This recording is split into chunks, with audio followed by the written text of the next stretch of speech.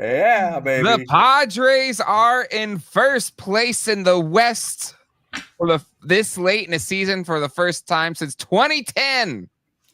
Has it been that long? Since Yes, it has. Gosh, who was on the team then? Will Venable was the leadoff hitter. Milton Bradley. Milton Bradley was our highest OPS at the time. And Bud Black was grabbing him, and he tore his knee up because he was throwing a fit. And there went the season. But the Padres can't ever have things too good for too long. Michael King hits the IL just less than an hour ago. Yeah. I don't know. I saw it and I go, come on. But forgot to mention that Milton Bradley was a gamer, though. Aside from that, things are looking pretty good in Padre land. Welcome to Padres Talking Padres, your favorite podcast hosted exclusively by real fathers. My name is Jay, and the distinguished gentleman to my right, it's like stage right, stage left, I don't know, is Jack. Jack, how are you doing tonight? Good. Better than Michael King. And the gentleman who said the season was toast only a few weeks ago, Jerry, how are you doing tonight? Did I say that?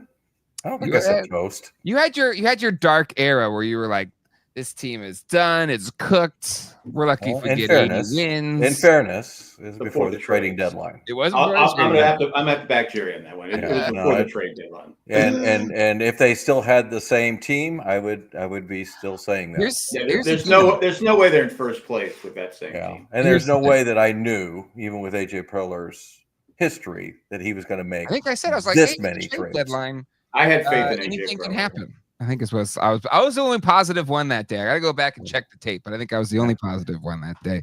It might have been one of the few weeks you were here, so I just don't remember. Exactly. You should remember it more because I'm not here as much. But it was back in June, right? Yeah, somewhere. May. Yeah. I've lost my train of thought of what I was going to say. We got Oz here in the chat. Let's go Padres. So excited, except for the King news, but still excited. Okay, just a couple quick rapid fire things. Thank you, Angels, sweeping the Doyers. I watched the end of that game last night. Yeah. Did you? Okay, I watched the game before where they walked it off. Yeah. But last night I was like, I'm going to bed early. I got the Dodger series coming up. I need my rest. Right. For the Dodger series. But they had runners at first and second, nobody out in the bottom of the eighth. They do a bunt and Trout gets thrown out at third by this much. I mean, it's this much. And I'm like, And the next guy, of course, strikes out. No, did some guy walk? I think somebody walked. So this bases were loaded.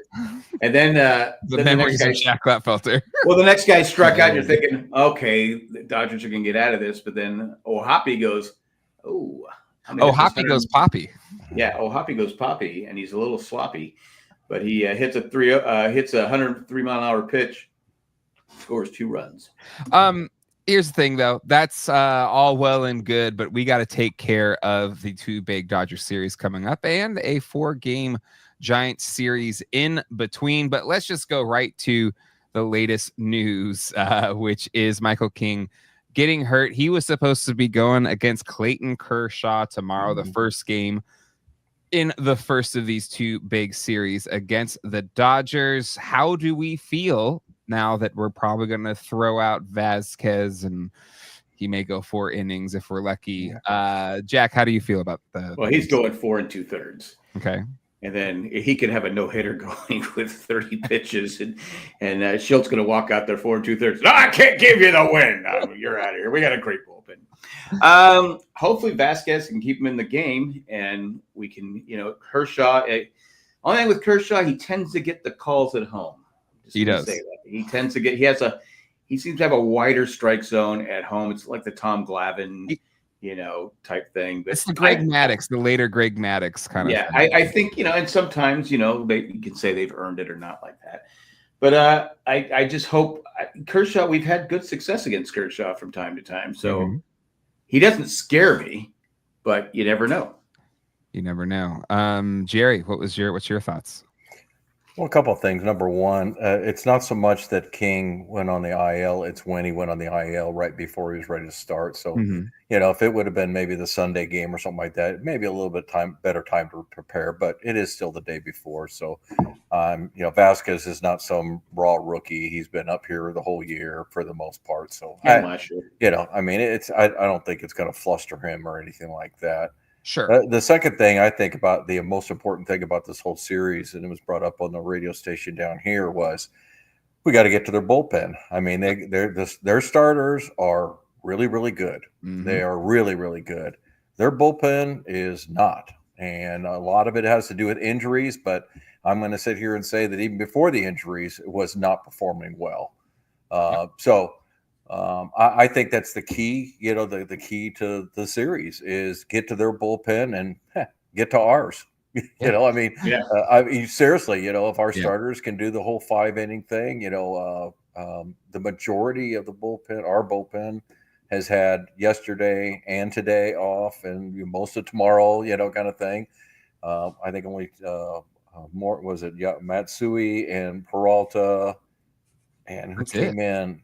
Didn't somebody else come in? No, those are I think it was because Morgan went 6 2/3, I think. Morgan did yesterday. Morgan okay. He pitched the day before. That's what it was. Okay, yeah. So anyway, fresh bullpen for us. I don't worry about that going into the series, but look, we're going to Dodger Stadium, and it's not the same team, which is good because the old team went 2-5 against the Dodgers in the first 7 games. Wasn't great. But I also look at it. This is not a pressure series. It really is not a pressure series. Just go out there, like we said before this 13 games started, go 7-6, 6-7 even. You're going to be fine. You got to get through this rough part of the schedule. And next month, except for the Mets and the Brewers and the Mariners, I think after these series of Giants and Dodgers, that's all we got left. That's really intimidating. Mm-hmm. Yep. I'm hoping once they get to the Brewers are going to be tired of winning. Well, it's 6-5-4 games before the end of the season. They may have it all wrapped up by then. That's true. They may very well. They're on a heater. They're on like a all-timer kind of heater right now. Yeah. Free burgers for everybody in Milwaukee. Okay. One of my favorite Twitter follows, Giannis Antigatapoodle, dropped this kind of idea for tomorrow using a Wandy or Morgan opener, then Vasquez for inning Devil Magic, and then rest of the bullpen. Thoughts of using an opener, then Vasquez, then go to the bullpen. Jerry, you're shaking your head no, so let's go to you first. You don't need to do this. Why are we? I know we all follow him, but and I'll be honest, I've worn thin on him. Well, the reason is because he got really preachy over the last couple of days about all the people who were talking negative about the Padres, and I'm like pointing the finger right back at him. It's like, man, for about a month, he was one of the worst Padre fans there was. So, I feel like he's one of my favorites. He did say, because someone called him out on it, he goes, "You're not wrong with that tweet," or something to that effect. Yeah. He said, I've been pretty bad. Yeah, you just got to, Leo DeVries got look, I like some of the stats that he comes out with. There's a couple of guys, him and Danny, they come out with good stuff. New, especially minor leaguers.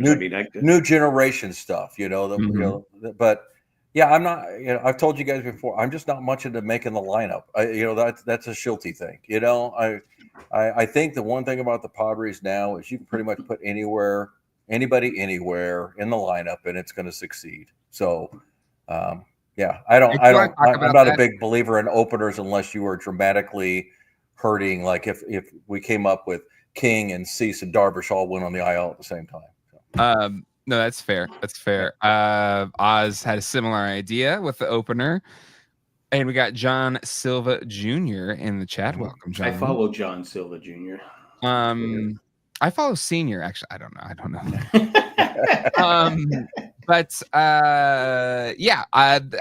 think let Vasquez have his 4 innings of somehow he doesn't score. And a problem you're going to have too. Say Vasquez gets bombed. Mm-hmm. Okay, and now you're like going, well, what relievers are you going to use for? Exactly. I mean, you don't want to waste your Right. bullpen on a game that doesn't mean anything. So Yeah. Peralta and Matsu are there for a reason. They're there. Yep. They're the mop-up guys. Yep. And so Morgan's not really a mop-up guy, but no. I think you're making a great point though, Jack. Like you're going to use two relievers before you bring in Vasquez. What if it goes wrong on him? Yeah. Now I have to get into my high leverage guys it's like, well, what if it's 7-0 and you're like, well, am I going to let Vasquez die out there, or do we bring in Cronenworth in the 7th and just let him pitch? You know, I just don't think I don't think there's, again, it's still early. I mean, still enough time in the season. I mean, you want to win this. You want to win. Sure, you want to sweep them, because you sweep them, that's really going to put them in a tailspin that they're already in, and the Dodger fans are already looking to jump off bridges and stuff. But I just think I think you just go with Vasquez and say, okay, if he gives up 2 or 3 runs, fine. That's a good outing for him. Well, the good thing for the Dodger fans is they're only having to march to Dodger Stadium. So here's the thing. I think with us being a game ahead going into this series, we could lose this series and just win 1 game, and I believe we'd be tied still for first place. Theoretically tied. They're theoretically behind. I mean, let's not forget that if it's a tiebreaker, they win it. So I mean, it's now we'd have to go 5-1 to win the season series. Yeah. But still, to your point, Jerry and Jack, like this is not the end of the world, end all be all, whatever. We just got to play our game. Not a must game. It shouldn't be the pressure of a must game. It really shouldn't. It shouldn't be the pressure of a must series. We said it with the 13 games. We don't need to win every game. Of course, we want to win every game we can. Sure. We don't need to win every game. Right now, when you're playing your division foes, it hasn't changed since when we were talking about this back in March. Go 500 against your own division. If you go 500 against your own division, you know what? You're going to have a really good chance of making it. You just don't want to do a tailspin right now. Yeah. And look, they just swept the Giants, so they got an extra win out of that series. Yeah. They're winning series. Speaking of which, I believe I picked them to go 5-1 during this stretch. So I believe I picked 4-2. I believe. Yeah. I did 4-2. Yeah, I think I was the positive one again. Well, 4-2 is positive. Tough. Yeah. So positive. 4-2. Well, it wasn't your usual 3-3. Yeah, I don't want to destroy your math skills here, but 4-2 is still positive. So. It's like the least positive it could be until it's even. Okay, yeah, okay. Wow, got your own vernacular. It was positive until it wasn't positive. Got your own vernacular going there, Jay. All right. Can we talk about Razor Ramon Laureano? And is he the greatest trade deadline offensive acquisition that we've had, and at least in the Preller era, easily? But I'm trying to think of at least immediate impact. Like how many times did we get a bat for the last 2 weeks? Yeah. But I mean, how many trade deadline hitters have we gotten that just kind of once they get here? What a performance. What's our thoughts on Ramon Laureano and how he's doing so far? I love him, even though the time he went into that game against Boston when got runners at first and second. Now he's got a bunt. Yeah. And he's swing. I go, what the hell's he doing? And I go, oh, base hit, scored run. Yay! But I think I said in the chat, I go, okay, yeah, I thought for sure he should be bunting, and I guess he did. He missed the sign. Because he said, I'm new here. He goes, I'm here. I don't know the signs. Yeah, he doesn't know the signs yet, not well enough for him to do that. I like the guy. I'm not going to go overboard on, it's too early to judge kind of thing. Yeah, of course, right now he's hitting 333. He's got a couple home runs, driving in runs. OPS. I think the big thing is that he fits the mold of what this team does, which is go the other way, move base runners, things along that line. He's great. I know he's a good defensive outfielder, but he's had a few yips out there that have made me nervous. But, look, again, I won't judge that any more than I will any 11-game span in baseball. You get hot for a while. Just like we shouldn't judge O'Hearn because right now, he's hitting a buck something. We know the guy's an all-star. You got to give these guys pretty much the rest of the season when they've been traded over to find out whether or not they're the real deal. I'm going to say right now, I know you said offensively, Jay, but I think the biggest pickup that Preller pulled was getting Fermin. Oh, absolutely. Absolutely. Oh. To come in as a catcher and not really know the pitching staff. Yeah. I think the big one for me was when they said that Yu Darvish, if you remember in the Yu Darvish trade, who did they trade for with him? Victor specifically? Caratini, because he was his catcher. Yep. And he needed his catcher because of all the different pitches he's on. In fairness, that was the pre-PitchCom era. Like now you can just call it from pitches. I get it. But the bottom line is that the other day when Fermin caught Darvish flawlessly was the first time, not in a bullpen, not in a spring training. That was the very first time that he ever caught him. So, doing things like that, and then obviously having the offensive prowess that he does. I don't expect him to hit, more than, a dozen home runs in a year, but the guy pushes the ball over the place. Yeah. Well, it's not the black hole it was before. No, not at all. Yeah. Because you can sit there and go, if they got a hit, it was gravy. I mean, it was like, oh my God, they got a hit. What an exciting thing to happen. But yeah, I mean, all the moves have worked out. Obviously, they've all been really good, and in some ways not flawless, which is kind of good. You've actually seen a few of the yips here and there, sure, but that's okay. I mean, I think I was talking to my friend Michael today, and I said, the thing that I really like about this winning streak or this pattern we've got is it's truly a different guy every day, or guys. I mean, Tatis is getting on, but you're not saying Tatis every game. Machado is getting on, but you're not saying Machado every game. It really is just kind of moving up and down, and a lot of times it's the back of the lineup, middle of the lineup, top of the lineup.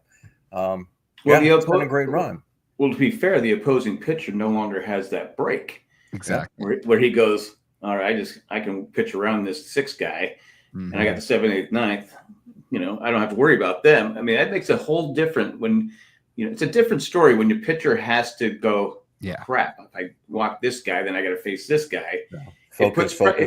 Yeah. Yeah. It puts a lot of pressure. And I like John said, the bottom of the lineup is actually scary. And that's wild. I mean, people are saying, move Cronenworth up. I go, no, leave him where he's at. I think he's comfortable. He's an 8 hitter. I go, he's comfortable hitting where he's hitting. I think I saw in today's AC Daily, he's hitting like 340 or something like that since he's been in the 8-hole or whatever. Yeah, he's 440 on base percentage. Yeah. I think he doesn't feel like he has to hit for power. We talked about that last year with him playing first base. I think he thought he had to hit more power. He really screwed up his swing, and I think he's fine. Let him hit 8th. Yeah, I think there's a lot of pressure to keep going on this point. There's a lot of pressure on the top 6 or whatever it is that's hitting to feel like they've got to do more because the guys following them are not going to get the job done, and it presses you a little bit. Maybe you're trying to hit for a little bit more power. Look, I think Machado's been the most solid guy this year, but I just sense that he's even comfortable taking walks now where he didn't before. You can just see it in his at bats. He's like, you know what, that's fine. I'll pass it on to Merrill or Bogarts or whoever, O'Hearn, whoever's sitting behind me. Yeah. And that says a lot. It says a lot when Fernando does that. And so the more these guys just keep buying into, like, it doesn't have to happen with me. That's good for this team. Agreed. And you mentioned Bogarts. What he's done the last 2 months, he's been amazing. And it's like getting a new catcher that can hit and having the bottom of the lineup. Now having Bogarts, who's being the Bogarts of old and productive, you're like going, I love to see him come up to bat. Yeah. Because he's being. Is this the best Bogarts has ever been? Not as a hitter. I think he's not to the max, but his shortstop play is better than it was in Boston. Just based on metrics. Just based on. I know Red Sox fans would say that. Yeah, because I know when he first came over, his first month, he was on a tear and nobody else was. Yes. Like he was hitting like 350 for the first month, and had like and 7 home runs. And I remember us going, okay, so Bogarts is doing it. Where's everybody else here? You know. Yeah. But yeah, I mean, he's on a roll right now. You know, and look, when you have 9 guys and you can get to the point, we've talked about this many times, gentlemen. When you only got 6 guys and you need 3 of them to be on a roll at the same time, that's kind of difficult. But when you have 9 guys and you can get 3 or 4 of them on a roll, that's a little bit more commonplace, you know. So, but you know, the thing is, this team is not going to score a ton of runs. It's still a move around offense. Yep. They had Saros on the radio this morning, and he pointed that out. And they asked him what was his biggest thing about the Padres going into the postseason. Okay, you know, you're in the postseason. What's your biggest fear? And he goes, well, the positive is the bullpen, because bullpens rule in the postseason. Mm-hmm. The negative is they don't hit home runs. They don't. And they're in the bottom 5. He says he had to go back to the Kansas City Royals winning back with Hosmer for the last time a team without legitimate home run power through the lineup to win a World Series. So he says, you got it. Tatis and the guys Merrill. Like Machado, they're going to have to. Merrill. They're just going to have to up the power game a little bit, because you're going against the 1, 2, and 3 pitchers of almost every team in every series. You don't get to play the Brandy Vasquez or Tang yesterday. Where it's like, we're going to just go against some guy that's only it's got a 6 ERA. Yeah, we're going to bat around. Well, finally we beat up on a guy that has a 6 ERA. Yeah, that's Walker because he only had the third. You could almost predicted the Walker Buehler one was going to be. I think he got up to play against the Padres. He's still a Dodger at heart. A couple notes about the 7th, 8th, 9th hitters here. This is from today's AC Daily. Since the 12 games to the trade deadline, a collective 289 with a 390 on base percentage of 24 RBI. 10 by Laureano. Yeah. Pretty darn good. Pretty good. Speaking of home runs, this has been a debate within the Padres Talkin' Padres chat, text message thread. And I think Jack and I are on one side and Jerry's on the other side. Shocker. So unusual. Yeah, so unusual. So, chat, we have 6 people watching right now. Feel free to let your thoughts be known too. So the not an argument, but a differing opinions that we have right now is around our number 1 and our number 2 hitter. Number 1 obviously being Fernando Tatis Jr. Number 2 obviously. We are on 180 degrees different on this one. Complete opposite. And I think let's just say before we start, 2 of us are right and 1's wrong. So you got to figure out who's wrong. So there's no right or wrong. I have Tammy in the other room, so you're right. Yeah, there's 2 of us. Differing opinions. I'm curious what the chat thinks. And this is mainly related around the lack of slug for Fernando Tatis of the past few months, and where he's just not getting a lot of pitches to hit. And so he's just taking the walks, which is fine. That's how Juan Soto got an $800 million contract. But to Jerry's point, we could use the powerful Tatis. But when you watch the at-bats, the high up and ins, like the pitchers have no fear of walking Fernando Tatis Jr., even with his ability to run the bases and score on a single from Luis Ariz. They would rather that scenario than Tatis taking them deep or something like that, because odds are, just saying how it is, he's under 300, and he's been under 300 for most, he's at 290 or whatever with a 710 OPS, because even he can get a hit, but it's not going to be much more than that. And I think sure, you could do the hit and runs, but how many times has Fernando already stolen a base, but he fouls one off or whatever? I just don't think Luis Ariz is the right person to be in the 2 spot with Fernando in front of him. Jack, anything else you want to add on that before we give the floor to Jerry? Well, I've said since last season, when after the play, I said I like Ariz, but the dude just refuses to walk. He swings at so many. And it's just common sense. If I'm a pitcher and I got this guy swinging at everything and he has no power, I'm throwing the ball outside. I'm throwing the ball way inside. He's going to swing. I'll throw it a little high. He's going to swing at it. I would like to see Arise move down to like 6 and move maybe Merrill up there or somebody else or Hearn. But I think it would help Tatis. But another problem with Tatis could be that the inside pitches have just taken its toll on him. He's been hit so many times that maybe he just. I think you'd have less inside pitches if there was less risk of that coming back to bite you. And I think having more threat behind Tatis than a singles hitter. And again, I love Arise. I love him. I just think he's the worst person to have behind Tatis. And you can't lead him off because he doesn't walk. No. Jerry, you have the floor.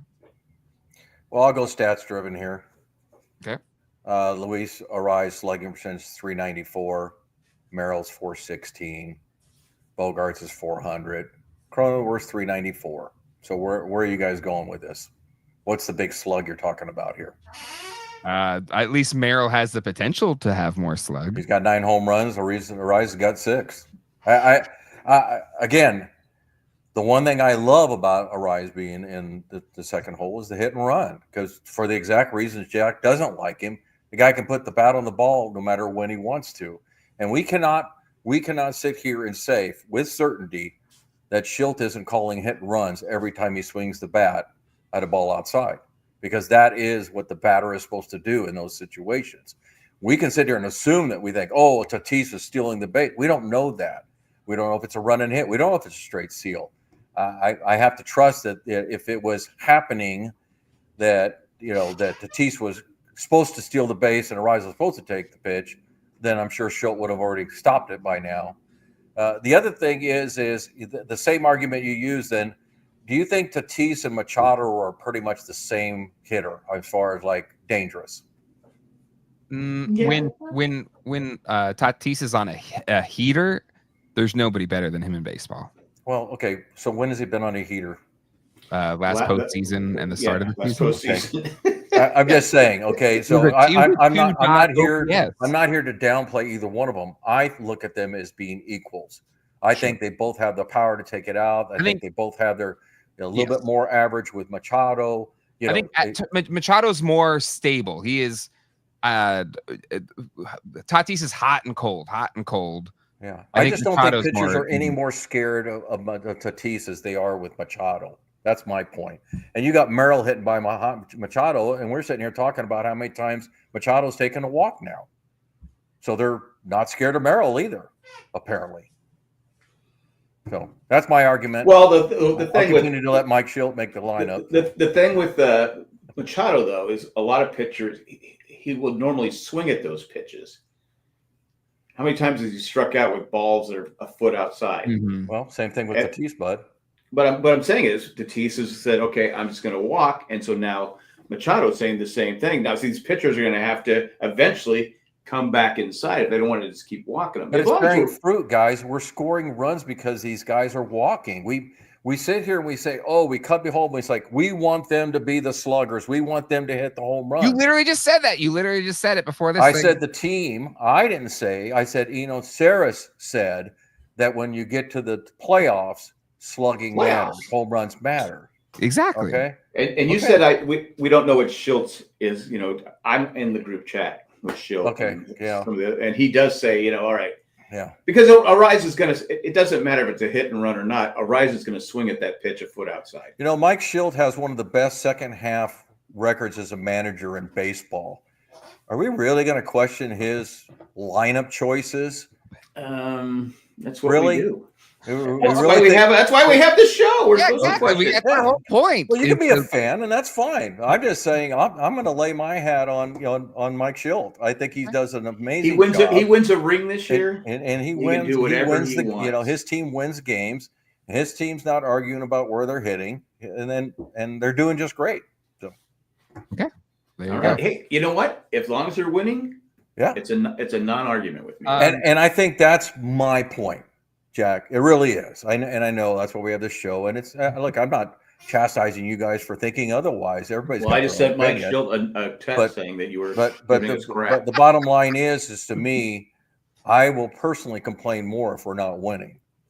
I'll admit it. Like if we're, in this, if we went in the doldrums and went 2-25, then yeah, I'd be, roasting something, but we haven't, and back, if you probably go back and look at our shows back in, May when we were just flopping, and I was talking a little bit more about, yeah, you know what, maybe we do need some lineup changes. We need to shake it up. And mine was more of sitting people like, hey, maybe it's time to sit whoever it was at that time, because they're not doing well.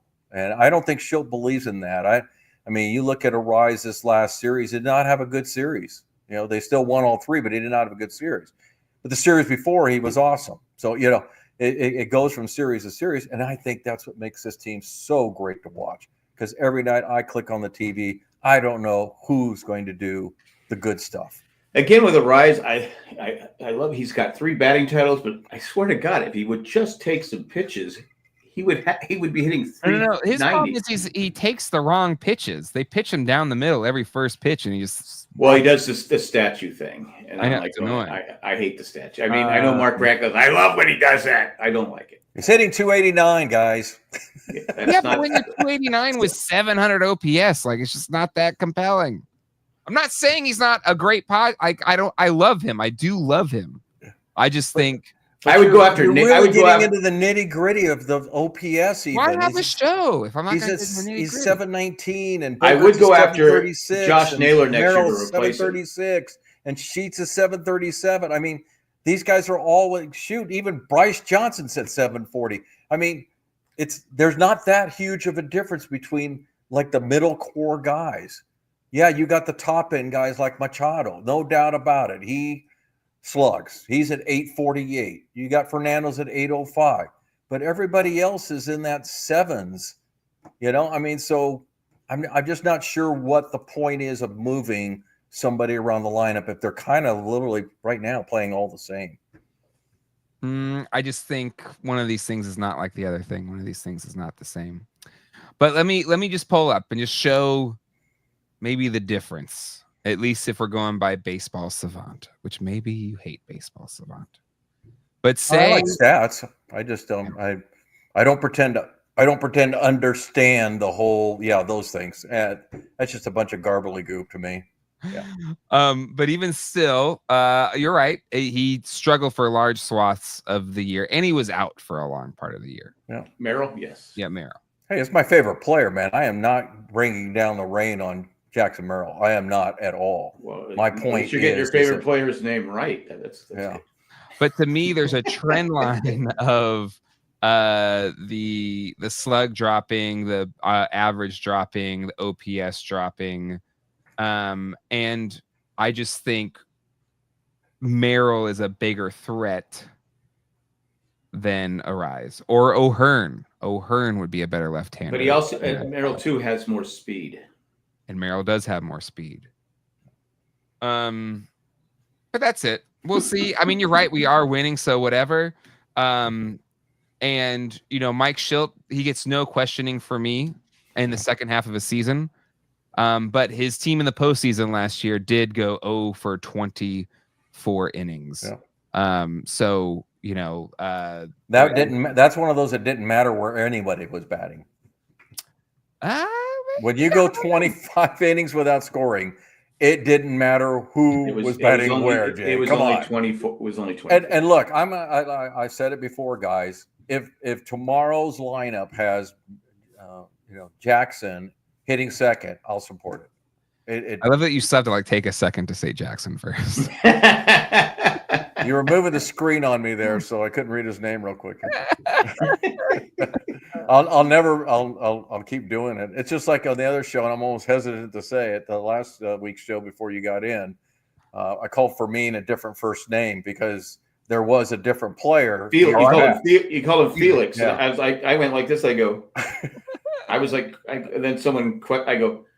Well, I can't take. I'm equal as blame. I didn't correct you on it, but I was like, yeah. Felix. But he was a player in the 70s. Yeah. So. All right. So there's the big bait. Chat, let us know what you think. Do you think leave the order as it is or shake it up to maybe give Tatis some better protection? But the thing with Tatis too, he can get hot and he can start. He just has not had the kind of Tatis year that not Tatis, Arise can get hot and start, get that average up and start having those 3-4 games, 4-5 games. That would be nice to see. It just, again, he just frustrates me. And again, he's a 3-time batting champion. Who am I to question? But God, I hate when it's obviously a ball and you're swinging at it. It's like, how many? His first strikeout this season, he struck out getting hit by the pitch.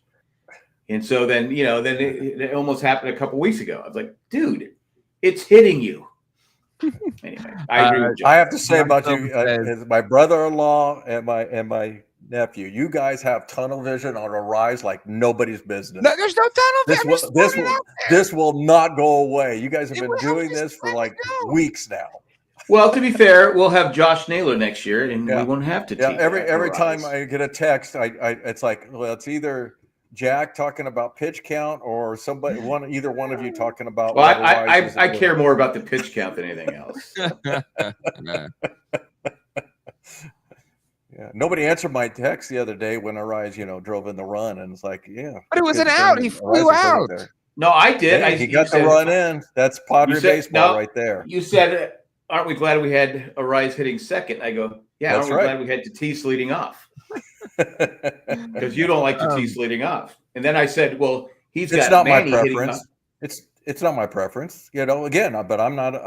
The lineup's working. I'm admittedly not just because I'm old, but I am definitely old school. I think Tatis with Machado back to back would be an awesome pairing. I think it would be great. I don't disagree, but I don't know if we have outside of Tatis. I don't know if we really legitimately have a good leadoff hitter. We don't have that guy. Really. I don't think so. Unless you move Bogarts up to first. Well, yeah, and Bogarts is good, and you know what? He stole like 20-something bases and all that. He's just not your prototypical leadoff guy. Back before the trade deadline, and they were talking, all the possibilities and everything. But if they could have got Steve Kwan, oh my gosh, I think I would have soiled myself. I mean, that guy. You talk about a guy that could be your leadoff hitter for years. I mean, that's. If there's one thing that they're going to happen whenever the season ends and, they start doing the whole cycle of who's staying and who's getting paid and all that, I think that if they addressed, the leadoff spot so that Tatis and Machado could hit 2-3, I think that, to me, I know you're setting up for a right-hander, but I don't think either one of those guys really care if it's right or left. I really don't. The great hitters, I don't think really – it makes no difference to them. And it's not like you're going to pinch hit for him either. So it's like, but I'm just saying, if somebody wants to bring in a right, it's heck, half the 90% of the pitchers you face are righties. So it's not like it's a new guy coming in. Yeah. When are we going to make a Padres Talking Padres Discord server? Oz, I could make one. I don't know if Jack or Jerry know how to use one. I don't know what that is. I was on one before. Were you? Okay. Well, it's like it's kind of like a forum, but it's a little bit different. But if there's enough people that want a Padres Talking Padres Discord server, happy to make one. They're free. I was in one years ago, but what is it? It's like a forum where just people can. It's like a giant chat. Yeah. Isn't that what this is? Well, this is actual video show. This is like typing chat. Oh, okay. This is where people could, go. Oh, so they don't get to see my face? Well, that's no good. Maybe it's better. Wow. Wow. Ouch, Jay. Ouch. Oh, man. God, I wish I had my All-Star hat. You got to face the radio, I got mine. See, Jerry, you should wear your hat like this. Yeah. If I had my hat, I would, In fairness, maybe. Wait. I'm on Discord. We can still see your shoulder. Oh my God. Anyway, all right. After any other thoughts about because let's see, we'll have another show before the next Dodgers series. But any other thoughts about this series? Any things you want to see happen? Things going into it? I'd like to see a sweep. Yeah, I'll be interested to see how we handle their frontline pitching. There's no doubt about it. We're seeing they're good guys. How about Cease versus Snell? Yeah. That game could see. So if that game starts, what's the over under on 3-2 counts? If it starts at 6 o'clock, we'll be through the 5th inning around 8:30. Yeah, it'll be like 10 o'clock. I may be pushing my bedtime back. Yeah. Which pitcher goes past the 5th inning? Ooh, that's a good one. You know what? I heard it this morning, so I can't say I came up with it originally, but I thought that was the best point. It's basically their starters versus our bullpen, and the way I framed it was, let's see who gets to the bullpen, because if their starter goes out there and throws 7 innings, they don't have to rely on that crappy bullpen that they've been showing lately. And if we don't get, if we get behind and we get to 5 innings and we're down 3 or 4 runs, it makes it kind of tough. You want to still play the game the way you've been playing, but do you want to just kind of shove Peralta and Matsui out there and say, it is what it is? I hope we don't, and I don't think he will, even though Dave Roberts likes to say that he does. I don't think that Mike Schilt will overplay his hand in this series. I really don't. And Dave Roberts likes to throw that stuff out there and see what sticks. What I will be interested to see is, will there be another heated discussion between Roberts and Schilt? Somebody played on YouTube. Somebody played a video, a montage of how many guys that Roberts has gone after in the Padres over the years. It's Every amazing. Single one, I think. Yeah, he went after what's his name, the Green. Yep. And you got to give Green credit, because in his post interview I verbatim, he basically said, look, it's not just about winning this series. It's about going to the playoffs. It's about becoming a World Series contender. He just wasn't the right guy for it, and quite honestly, let's be fair, he didn't have the team either. No. At that time. Exactly. I always say Preller's biggest mistake was when he brought in the next guy. I just thought that was, Tingler was just a huge mistake. I think that's where friendship got in the way. That's where they should have hired Schumacher. Yeah, right? I hated to see Schumacher not get picked. That's for sure. Yeah. But anywho, who goes more than 5 innings, Cease or Snell? I say Cease. I'm going to hope Cease as well. Snell, even when he pitches well, is not really known for going long anyway. Because he gets a lot of strikeouts, but he goes 3-2 on those strikeouts. But they're mirrored images of each other. Yeah, but Cease's control has gotten better over his last couple of starts. Now the one, he only went 5 anyway, but he struck out 10. This last one was better. So. Well, hey, like everybody, we're hoping that everybody's rounding into form. Look at Darvish; he's got a couple more starts now. You got Cease; he's got, he's shaping up 2 starts in a row. Unfortunately, King, we were, quite honestly, I'm not sure. I don't want to say it's a good thing because he went on the IL, but I was getting a little nervous about King going his second start back, because his first start was pretty rough. 2 innings, and I think the bad side of this, when we were talking about it before, is that it happens tomorrow night. I wish there was a way we could put like Darvish out tomorrow and then Cease and then Vasquez, because I think Darvish is going to have a better chance of getting 7 innings in. And kind of, even though everybody's rested, you'd kind of like to not go right to the bullpen and have to use everybody right off the bat. Agreed. Would it have been a good idea? I mean, I know it's not playoffs, but would it have been a good idea to start someone else yesterday and have Pavetta go tomorrow? Well, I think at the time you didn't know King. In the hindsight, if you knew that King wasn't going to go, like you're saying, Jerry, you could have said, okay, let's push if you'd have back. known, maybe. If you'd have known. The one thing, another interesting point, Jay, is how many times you've seen a guy comes into play. Now, Pavetta's new to the Padres. I don't remember, and I haven't looked at this, but has he pitched against the Dodgers yet? Because you know what? If you get in the playoffs, you kind of like to have somebody that they haven't seen. Yeah. And if they have seen him this year, it's maybe once. I don't know. I'd have to go back and look at the schedule. In fact, I'll do that. I'll look back for the first half here. But that's something else that can go in your benefit. Let's see if he pitched the first time we played them. That's right. We didn't see them till later. So Peralta, Cease, and let's see. This one was Morahone, so it could have been. I guess it could have been Pavetta. Let me see here. No Pavetta on that one either. So first series they played against them. He didn't pitch against them, and then Cease and that's Yamamoto. So I don't know if let's put it this way. I won't keep going. If they have seen him, it's been once. So we have Kershaw, Snell, and Glasnow, right? Yeah. Okay. No Yamamoto and no Ohtani. So yeah. Ohtani didn't have a great outing. He looked great yesterday. Yeah, he strikes out a lot of guys. Mm-hmm. But you know what? I will say, in my opinion, in baseball today, the strikeout is just way overplayed. I mean, it's become such to me a sought after thing that you're just like, okay, does that really mean everything just to be able to strike somebody out? I mean, well, also you have again, it helps, no doubt, but does that really when you have a pitch count where you can only go 100 pitches, if you're striking out a lot of guys, you're not going to go deep into the game. Exactly. I mean, so like I always said to you guys, man, Greg Maddox is probably my favorite pitcher in his later years.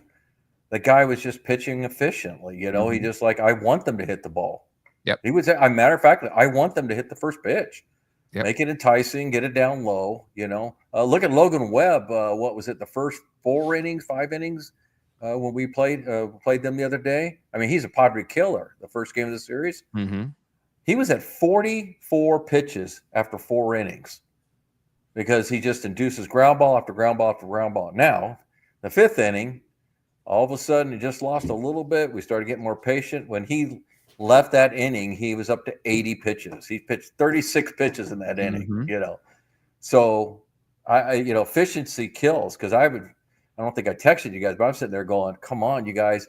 I know it's hard, but you got to start taking a few pitches because if this guy – he's the kind of guy that if he's out there with 85 pitches, they'll pitch him all the way through the 9th. You know. Now, were you saying that when the second guy in the order was up? I was saying it with everybody. Everybody was hitting the first pitch. Everybody. Okay, there's a controversy going on in Padre Twitter. Some people, I guess, that when the Dodgers come to San Diego, they're going to have rally towels, and people are going, "Who is?" Padres. They're going to have rally towels. So I don't know why they need to have those. The crowd's not going to get fired up. But is that something that should be saved for the playoffs? Yes. Or does it really matter? It doesn't matter, but I think it's stupid. I think the more that you enforce the ideal that playing them and beating them is the only thing that matters, I think you're going down the wrong rabbit hole. I really do. Because this isn't the 70s or 80s. The 90s, or even where we beating the Dodgers was our World Series. Was beating the Dodgers because we weren't going anywhere else. Now I think we're equal or even better than the Dodgers. I agree. I'm not going to make a big deal about it, but I was like, is that game a national game? Perchance, is it going to be on TV? Sure. It usually is. It's the weekend. Fox Sports is going to want to get their claws into it so they can have Joe, whatever his name, do all the broadcasting. It might be a marketing play because if it is, I would think they want the stadium looking absolutely. I don't think they're going to have to worry about it though, Jay. I don't think you need a towel and all that kind of stuff. You know, the funny thing is, Jack, and I'm not just saying that when you brought that up, I had thoughts last night. I was sitting there thinking about it, and it's like, God, wouldn't it, one of those, can I just make everybody do something, right? Wouldn't it be great if when they came to San Diego and the Padres walked it off, that they just all walked off the field? Just, simple, just a simple little line like they do after a game, like, hey, good game. No, they're not. Seriously, do you think the effect would be on the Dodgers to see that they're so calm after winning a game instead of like all the hoop and law, all that kind of stuff? Do that and also roll a ball towards Roberts. Yeah.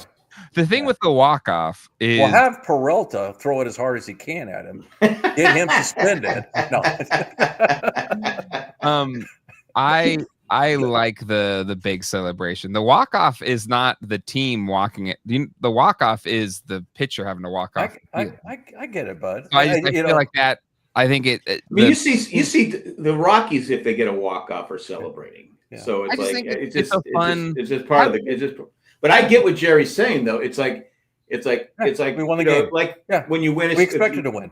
If I'm the Padres, I don't do champagne and stuff until they win the World Series. I'll take it from. And there's some your dad takes going on right now. Your dad and your granddad used to do the same quote. Act like you've been there before and you expect to be back again. You guys are so old. No, I don't. I disagree. Wow. You're saying that about your grandfather. No, I'm saying about you. Wow. Two. I'm saying about you just wow. You just dissed your grandfather. You know how my dad was. He just looked wow. He was actually old. Okay. You guys are not that old. Your generation just overreacts to everything. Oh my gosh. It's like, you got to get on your Twitter account. You got to get on your a Discord and tell everybody how great it is that you're a fan of a team that's winning. You got to get on your Pokemon Goes and Pokemon Go, yeah. No, I love the big. Having recently experienced a walk-off at Petco Park, since I stayed through the whole game, it is exciting. I'm sorry your grandmother needed to get home, but that's okay. Yeah. Yeah. I'm sorry that the people I went with, the kids were 2, had to go home. Well, all of my kids and my cousin's kids were locked in. Well, if Suarez wouldn't have blown it.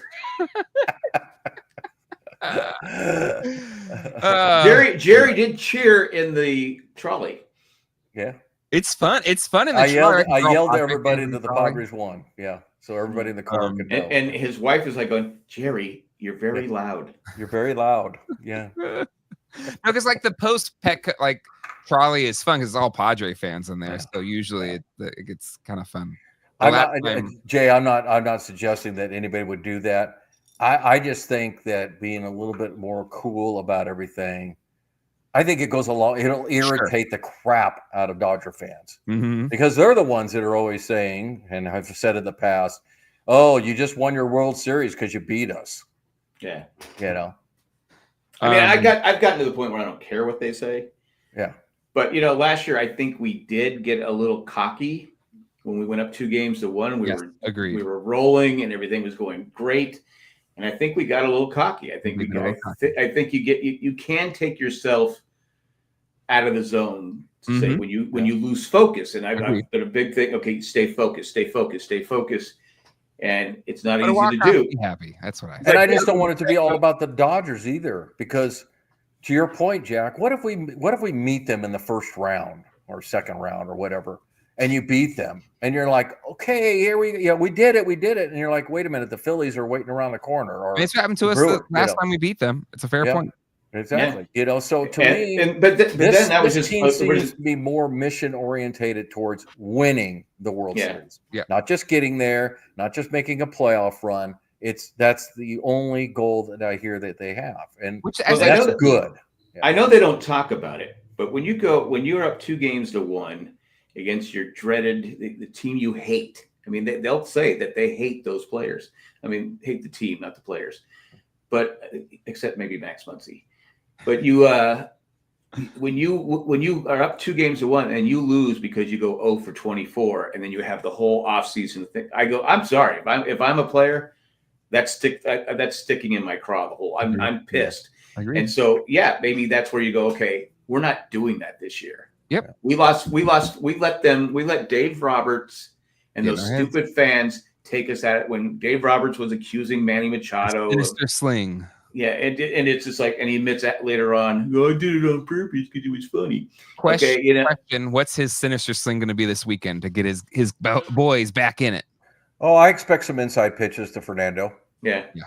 And we got to answer. I really do. Answer right back. I hate that that's what it's going to come to, but far be it from Dave Roberts to order a slugfest. Yeah, I've lost all respect for him as a person, as a manager, as a human being, because of the way he's acted. Yep. And this is sports, and it's about having sportsmanship. And I am old school. It's like, you know what? You go out there, you give it your best, and if the other team beats you, then that so be it. But this personal vendetta stuff, and this throwing at players. Because I'm sorry, you can't tell me that they threw hit Tatis 4 times in a series, and there's not purpose there. Yeah, so agreed. Unfortunately, some intent behind it. Hot take from Oz, as heartbreaking as last season was. Do you think it has benefited this year's team? I don't think it's changed them at all. I think it will. I hope it will towards the playoffs. Agreed. Because I think that you got to have that edge. Speaking of edge, let's see who edges out the other with our picks for the next 7 games, 8. Yeah, 7 games. It'll be 3 at the Dodgers and 4 with the. Can I say one thing too? Have you seen like the baseball rankings of it doesn't really matter how they rank, but how are the Brewers not number 1? Yeah, they should be. That's why I don't pay attention. It's still a favoritism. Yeah. Poll. It really is. It's just like it's a very slight difference, but right now the fans graphs says the Dodgers are 1% better to win the division than the Padres, even though the Padres are a game in front. And I don't argue with that a whole lot. Not 1%, it's like 30% more likely or something. That's the World Series to win the World Series. They're still the prohibitive favorites to win the World Series. No, that's what I heard on the radio today. Anyway, I was listening to Ben and Woods this morning too. I think in that the Fangraphs thing makes sense because they don't just account the play; they account the players, so they're just giving more weight. And also the teams that you're going to play, and as much as our schedule gets favorable after we meet the Mariners, the Dodgers have a pretty easy schedule. I think we both have almost a similar easy schedule record. Nothing really rough on the horizon. Yeah. For stretches, I should say. All right. I won last week with my 5-1 pick, being the most positive out of the 3 of us. So I will acquiesce to one of you all going first today. Oh, well, that was a setup if I've ever heard of it. I'll say 5-2. 5-2. Okay. 4-3. 4-3. Yeah. And I'm fine with that. I was going to pick 4-3. I should have gone first. I'm going to say you did 5-2. You know what? Let's keep the positive train going. Let's go 6-1. For me, Brady, the pronunciation there, I'm going to say Vasquez because he has experience versus Cash. Mayfield's been pitching good in the minors, but you don't want to bring up a guy's first start against the Dodgers pennant race. Yeah. You don't want to he'll get his time. No, we don't want to Ryan Winters. Yeah. It is an interesting point that Brady brings up. Normally, we get to September 1st, and all the Padre fans have to think about is, well, who are we going to get to bring up and see? Is Salo's going to come up? I don't think you're going to see that mass bring up. I think it's going to be more like Hoeing and Reynolds and guys who have been here. I don't see us trying anybody out per se. They may let them sit on the bench, so to speak, barring some type of injuries. Do we see Sears again this season, or is he gone the way of the company? I think he'll be back. He'll be one of the September. I think he will be. He might be the September call up. Yeah, they're working on him on his pitches and stuff like that. So, but it'd be nice to have that left-hander. That's for sure. Yeah. All right. Well, gentlemen, I think that was the end of our show.